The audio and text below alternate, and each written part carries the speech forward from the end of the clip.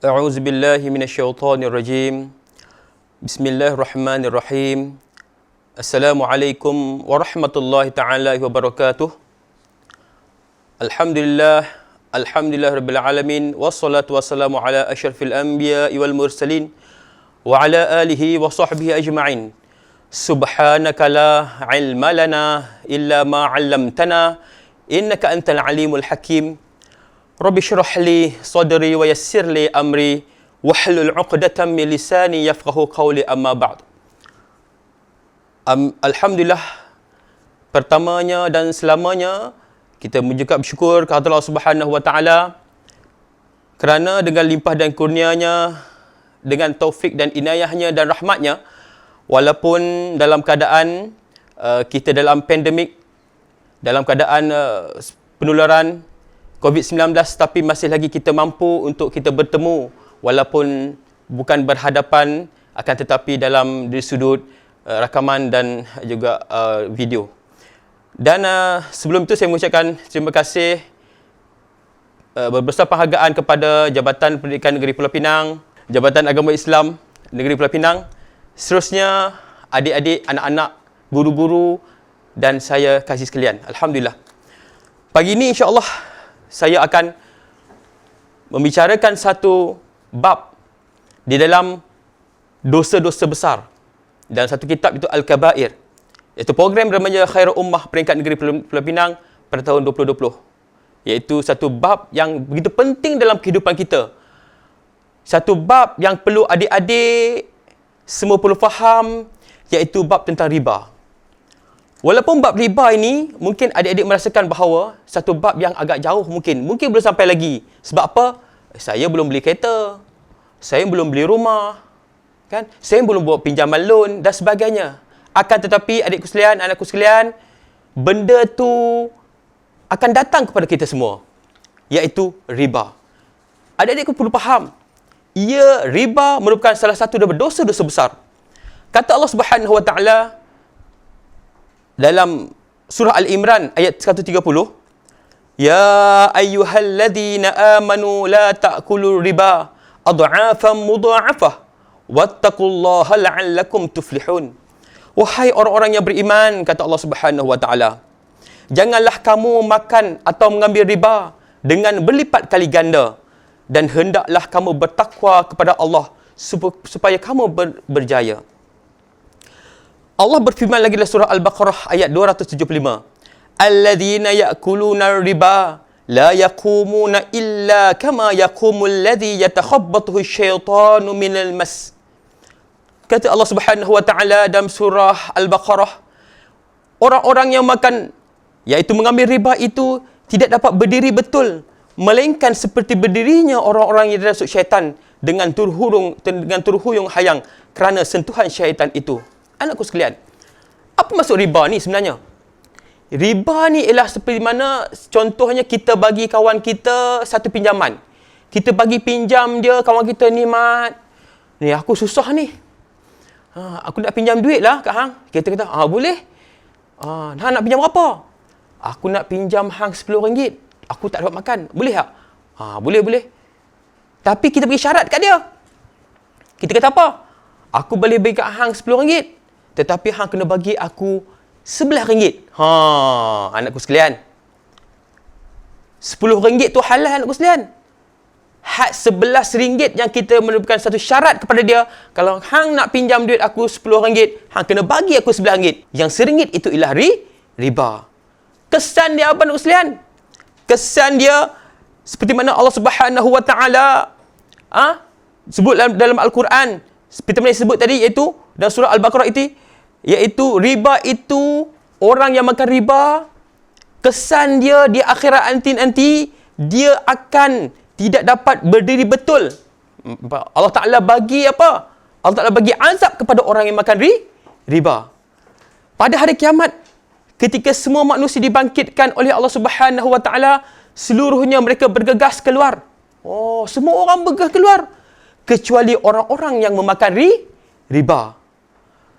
Akibatnya, anakku sekalian, apabila orang semua akhirat esok pakat semua bangkit, alhamdulillah, mana yang beramal ibadat, ya Allah, seronoknya. Kerana apa, anak sekalian? Kerana ketika mana di alam barzah dulu, aku ada kawan, anakku sekalian. Kawan-kawan dia ialah amalan-amalan yang baik, anakku sekalian, di alam barzah, anakku sekalian. Dia ada kawan. Di antaranya kawan apa? Kawan pahala sedekah dia di alam barzah. Dia seronok di alam barzah lagi, anakku sekalian. Di antaranya anakku sekalian, daripada kawan dia. Kawan dia itu Al-Quran. Anakku sekalian. Al-Quran, anakku sekalian, di akhir di alam barzah nanti, anakku sekalian, di Al-Quran yang akan menjadi peguam kepada keteksilan. Ustaz nak cerita sikit. Tengok. Daripada anda kata kita terselamat di alam barzah, anakku sekalian, di akhirat nanti insya Allah. Daripada kita tahun 1, tahun 2, darjah daripada sekolah rendah, sehinggalah sehingga kita 19 sekarang ni, tingkatan 4, tingkatan 5, cikgu-cikgu, ustaz-ustazah akan mengajar kita Al-Quran. Sebab apa, anakku sekalian? Sebab nanti di alam barzah nanti, anda kata kita terselamat di alam barzah, di akhirat nanti insya Allah akan terselamat, anakku sekalian. Satu amalan yang tidak akan dihalau oleh malaikat munkar dan nakir, anakku sekalian. Bila kita meninggal nanti, anakku sekalian, kita nak terselamat daripada azab kubur, anakku sekalian, sebab kita akan tidak selamat di akhirat, anakku sekalian. Ketika mana malaikat munkar dan nakir datang, sekalian, dia akan halau semua kawan-kawan kita yang berupa menjadi seperti manusia memakai jubah putih, anakku sekalian, iaitu amal baik kita, pahala sedekah, pahala membaca Al-Quran, pahala berbuat baik dengan mak ayah, pahala tahajud, pahala solat jemaah, anakku sekalian. Malaikat munkar nakir akan datang untuk menyoal manusia dalam kubur, anakku sekalian. Dia akan datang, dia akan halau semua amalan baik kita. Sebab apa, anakku sekalian? Sebab dia nak tanya soalan kepada orang yang meninggal. Man rabbuka, wa man nabiyuka, wa ma imamuka, wa ma qiblatuka, dan sebagainya, sekalian. Setelah dia halau semua amalan-amalan baik, sekalian, cuma ada satu amalan yang tidak terkeluar, yang tidak pergi, anakku sekalian. Itu amalan apa? Amalan, nak tahu juga? Yang tidak mau pergi. Yang apabila dihalau amalan itu akan berkata, Allah telah memerintahkan aku berada di sini. Kalau kamu nak tanya apa-apa kepada si mati ini, Tuhan aku ini, amalan itu akan berkata kepada malaikat munkar nakir, hang tanya aku. Hebat, anakku sekalian. Sebagai peguam kita, terselamat kita, anakku sekalian. Kalau kita ada amalan itu, nak otak apa dia? Itulah dia, Al-Quran, anakku sekalian. Al-Quran, jangan tinggal Al-Quran, anakku sekalian. Sebab kita ada Al-Quran dalam kita, anakku sekalian, dalam diri kita, anakku sekalian, kita faham Al-Quran, kita akan jauh dari buat melakukan perkara kejahatan, termasuklah riba, anakku sekalian. Kan? Apabila kita terselamat, anakku sekalian, di akhirat nanti kita akan berada dalam kebaikan. Akan tetapi orang yang makan riba, anakku sekalian, orang yang memakan, Ibnu Qatadah berkata bahawa orang yang makan harta riba akan dibangkitkan dalam keadaan gila pada hari kiamat. Tu dia. Gila, anakku sekalian. Itu adalah sebagai tanda bagi orang yang makan riba, yang dapat disaksikan oleh manusia yang ada di sana. Semua manusia akan tengok.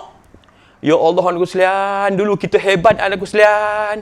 Sebab itu, anakku sekalian, walaupun kita pandai, kita cerdik, tapi ingat, jangan kita gunakan kepandaian kita, kecerdikan kita, kehebatan kita. Nanti kita lepas SPM nanti, kita akan belajar, kita akan berjaya, kita ada duit banyak. Saya cakap daripada sekarang, untuk kamu ingat, nanti lepas ni kamu akan sampai tahap kedewasa, kamu akan pergi ke alam pekerjaan, kamu akan bertemu dengan kawan-kawan yang mungkin dalam kesusahan.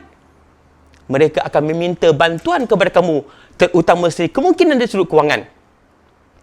Jangan memakan riba. Saya ulang sekali lagi. Jangan memakan riba. Apa itu riba? Saya ulang sekali lagi. Kandai kata kawan kita nak pinjam, ataupun kita buat pinjaman bank, ataupun kita buat pinjaman kereta, atau paling mudah untuk kamu faham, kawan kita nak pinjam duit. Saya ulang sekali lagi. Contoh nak pinjam RM1,000. Hang boleh pinjam aku RM1,000, tapi hang kena bagi aku RM500. Apa tak? RM1,500. RM500 ini ialah apa, anak sekalian? Riba. Di dunia kita hebat. Nampak hebat, anakku sekalian. Semua orang nampak, orang respect dia. Kan? Orang nampak dia, kemas dia. Tetapi di akhirat nanti, semua manusia, apa kata Ibnu Qatadah, kata apa? Semua manusia akan lihat dia terhoyong-hayang. Dalam keadaan seperti orang gila, anakku sekalian. Seperti orang gila. akan sifat gila ini telah Nabi SAW sabda dalam satu hadis dalam doa. Doa dia apa aku sekalian? Doa Allahumma inni a'udzubika minal hammi wal hazan wa na'udzubika minal ajzi wal kasal wa na'udzubika minal jubni wal bukhul wa na'udzubika min ghalabatid daini wa qahrijal. Satu lagi doa sekalian yang selalu kita baca surah ni.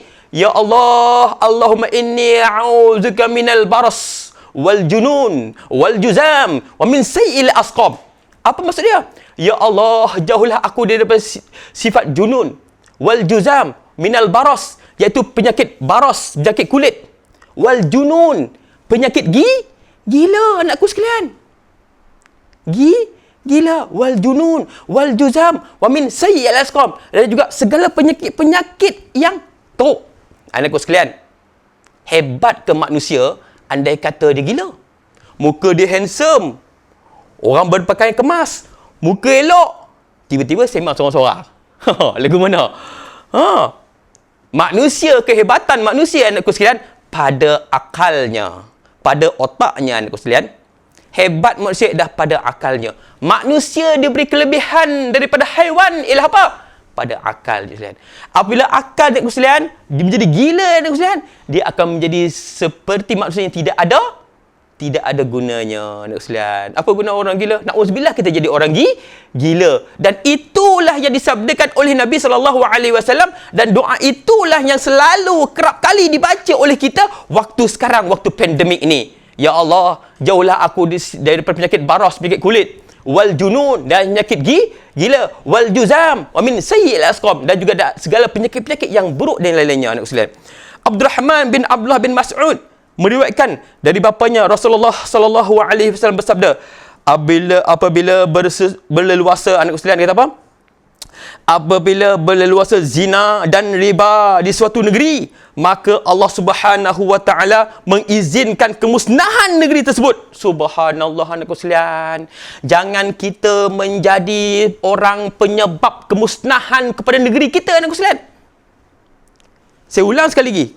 Abdurrahman bin Mas'ud meriwayatkan dari bapanya Rasulullah sallallahu alaihi wasallam bersabda, apabila berleluasa zina dan riba di suatu negeri, maka Allah Subhanahu wa taala mengizinkan kemusnahan tersebut. Ustaz nak cerita sikit tentang pengalaman saya. Ustaz dulu pernah belajar di Aceh anak sekalian. Pernah belajar di Aceh sana.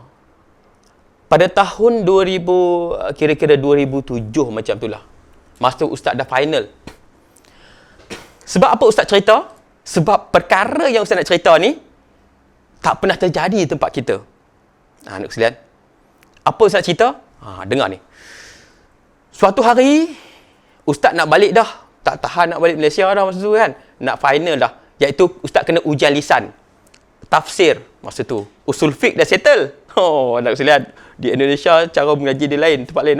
Sebelum nak kena, Ustaz kena buat buku, Ustaz kena buat Ustaz kena pergi pergi praktikal di kampung-kampung, dan Ustaz kena ujian lisan.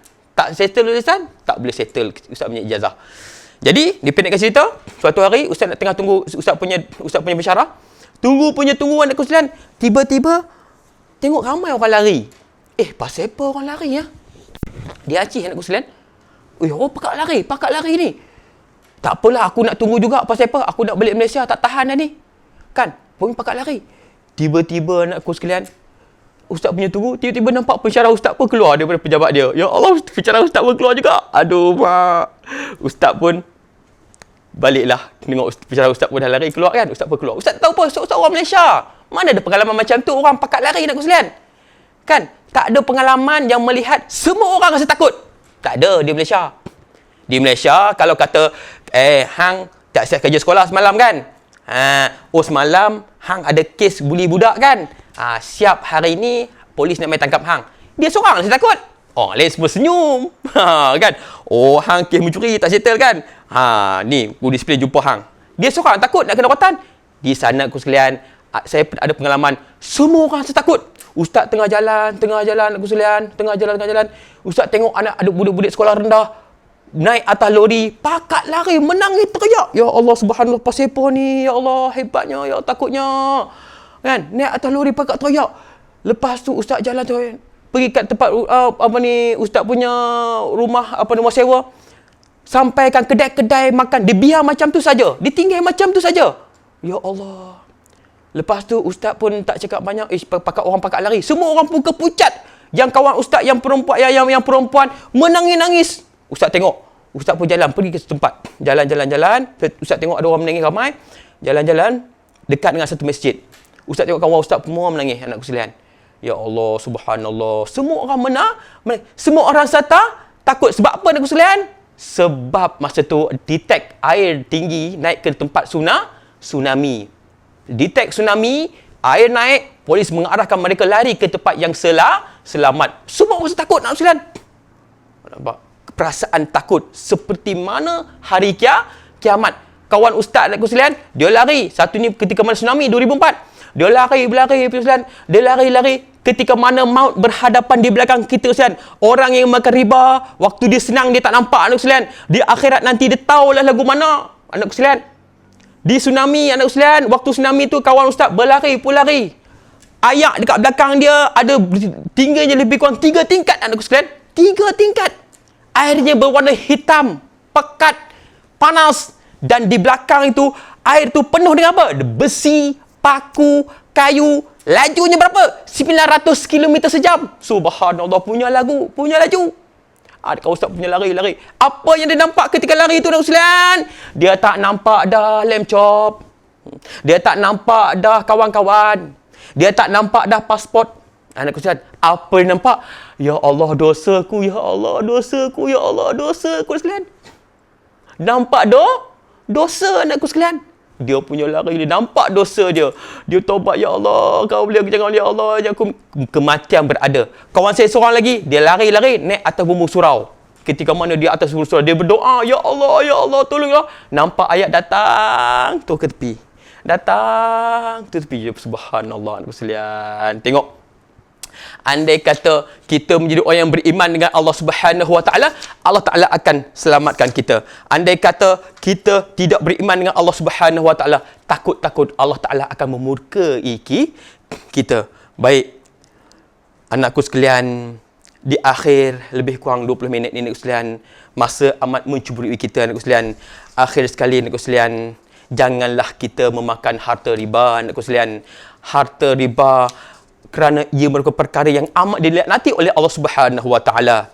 Kata Nabi sallallahu alaihi wasallam bersabda, an Ibnu Mas'ud, Nabi sallallahu alaihi wasallam qala, la'anna Allah akili riba wa mawkilahu wa shahidaihi wa katibahu qala wa qala ma zahara fi qaumin riba wa zina illa ahallu bi anfusihim iqaballahi azza wa jalla. Rawahu Ahmad. Maksudnya, Allah Subhanahu Wa Taala melaknat pemakan riba, anakku sekalian. Kat dunia boleh selamat, anakku sekalian. Tetapi walaupun selamat macam mana pun, dia akan dilaknat oleh Allah Subhanahu Wa Taala walaupun berada di dunia.